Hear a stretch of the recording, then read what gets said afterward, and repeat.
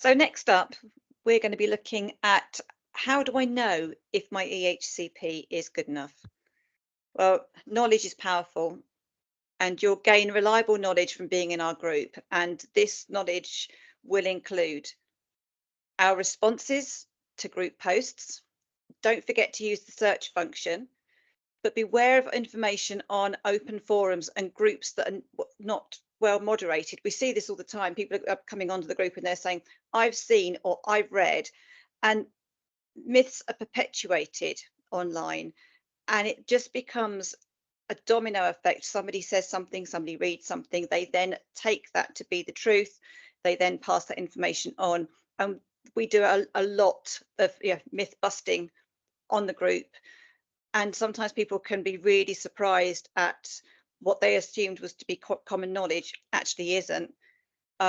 Look at the video clips that we've got on our key topics. Our not-for-profit events library is an excellent source of information. And these, again, are only costed to cover our admin costs. Our blog library is free. We've got a new blog which will be discussing how do I know if my EHCP is fit for purpose. And then we've got the bespoke support that Anna and I both provide, which we take huge pride in. And that is reflected in the feedback that we get and the testimonials that we get and the recommendations that we have from completely outside our business.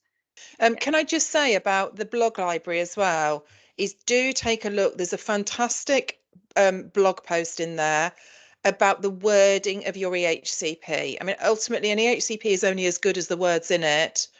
Is it fit for purpose? How do I know? The blog that Sarah's written in there about the wording of an EHCP will really help answer that question.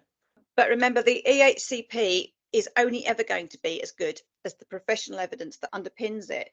And that's something that is really hard, because if you've got poor professional reports, you will have a poor EHCP, and there is no way around that. You know, we will do our absolute best for you. We will make sure that it is legal. We will put the legal legality into the EHCP. We will check as many of the reports as we can find, and we will go through those, won't we, Anna? And we'll pick out absolutely everything possible.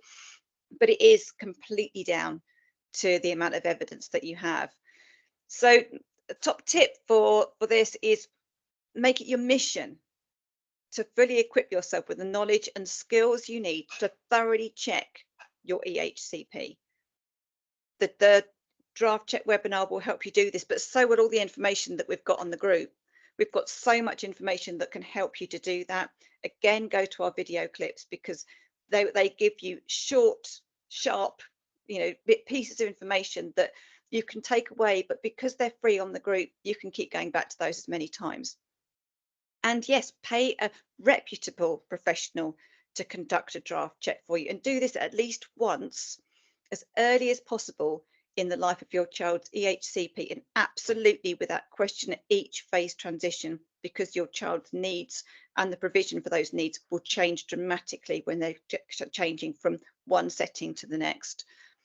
Remember, don't compare your child's EHCP with another child's, as a good EHCP is unique to your child and to your child only.